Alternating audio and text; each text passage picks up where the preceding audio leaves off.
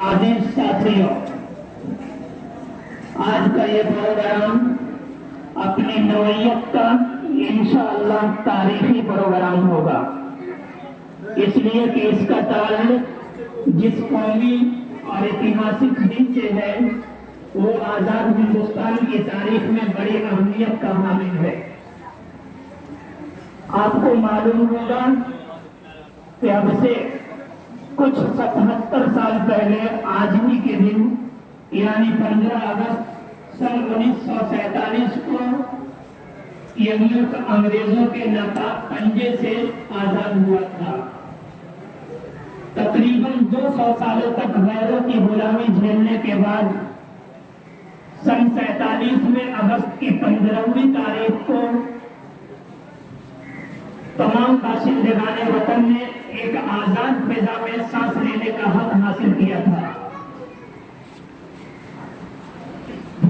इसलिए हर साल इस दिन के आने पर मुल्क भर में कौमी तिरंगे को लहराकर और रंग बिरंगी तकरीबें मुनाकिद करके उन जाबाज मुजाहिदीन को सलाम अकीदत पेश करते हैं जिन्होंने अपना सब कुछ लुटाकर अंग्रेजों की गुलामी से इस देश को आजाद कराया था।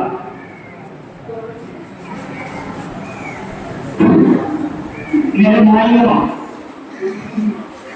मैं आपको ये बताता चला कि जालिम अंग्रेजों के खिलाफ हिंदुस्तान की आजादी की जो तहरीक छिड़ी थी वो तकरीबन 200 सालों तक जारी रही। इस बीच कई सारी नई तहरीकों ने जन्म लिया।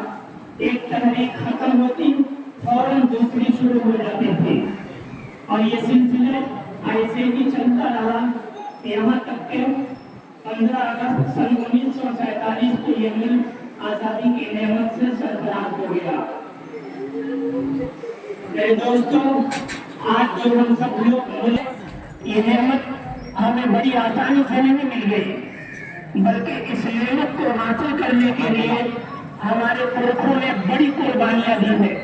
हमारे बुजुर्गों ने अपने लहू को बहाया है, लाखों माओ ने अपने सपूत खोए हैं, सैकड़ों खवातीन ने अपने सुहाग को कुर्बान किया है और इतना ही नहीं बल्कि देश भर में जगह जगह नौजवानों के खून से गोलियां खेली जाती रही है। और ये एक दो दिन नहीं, एक दो साल नहीं, बल्कि पूरे 2 सदियों तक बाशिंदगाने वतन का खून पानी की तरह बहता रहा है, तब कहीं जाकर हमें ये आजादी नसीब हुई है।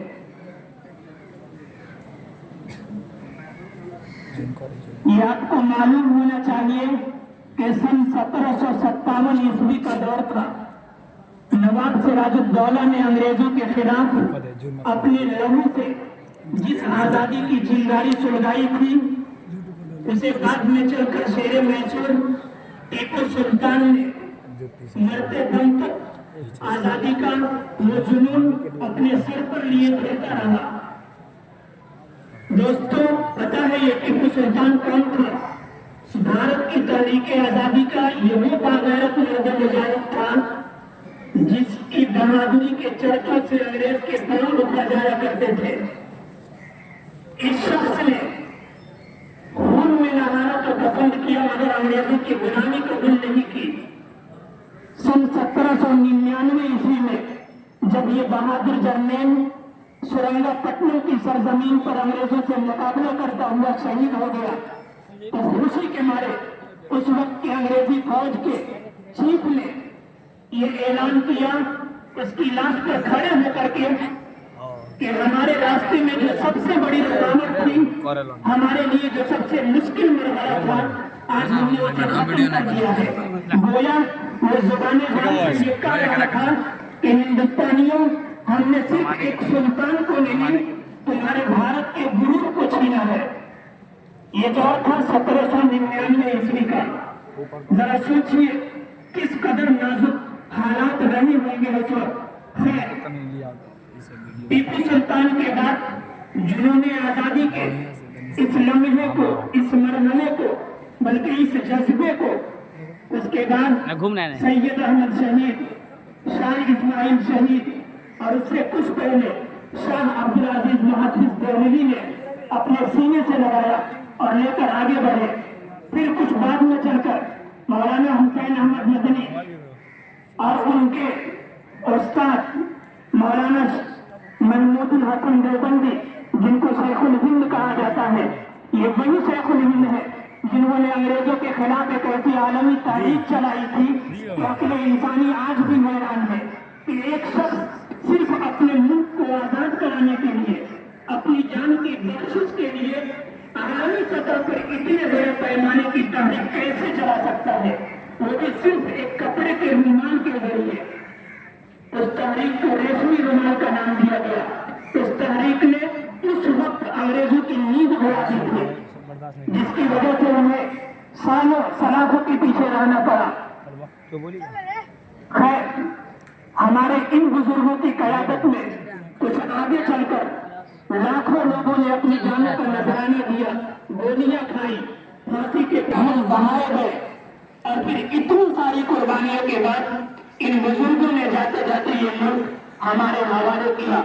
ये फर्ज बनता है हम पर कि इन अय्याम के पेश नजर हम इन्हें सलाम करें, इनकी कुर्बानियों को ताज़ा करें और अपने अंदर भी ये जज्बा जगाने की कोशिश करें कि अगर बाद में चलकर कभी भी इस मुल्क को हमारी जरूरत पड़ी और उसमें हमें कुर्बानी पेश करनी पड़ी तो हम पीछे नहीं हटेंगे। हम अपने बुजुर्गों के तर्ज पर, हम अपने पुरखों की कुर्बानियों के तर्ज पर खुद की कुर्बानी पेश करके इस मुल्क को हर तरह के बुरे हालात से आजाद करने की कोशिश करेंगे। आज का ये प्रोग्राम उन्हीं तारीख साथ बुजुर्गों के नाम है। इस प्रोग्राम में मुख्तसर से वक्त में चंद तर्ज अजीज के जरिए आप कुछ तकरीरों, कुछ नज़्मों का मुशाहिदा करेंगे और समाअत करेंगे, जिसमें उनकी कुर्बानियां भरी हुई हैं, जिन कुर्बानियों